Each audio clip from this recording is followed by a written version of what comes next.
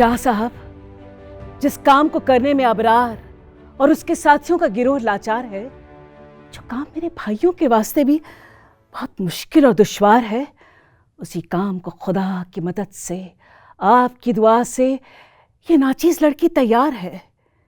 तीर हो, नेजा हो, बर्छी, तेगया, तलवार हो, सर पे मेरे आग की या खून की बौछार हो, सामना अगर हो कयामत का भी तो बढ़ जाऊंगी। मैं जो बेटी हूं तो अपने बाप को ले आऊंगी। तालीम अगर आप देते हैं तो वो लड़की अच्छा काम कर सकती है, और उतनी ही उसकी हैसियत है जितनी की बेटे की है, और वो अच्छे काम कर सकती है।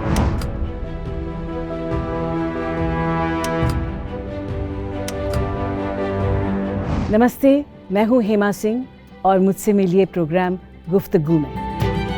रविवार रात 10 बजे जश्न-ए-रेख्ता के YouTube चैनल पर।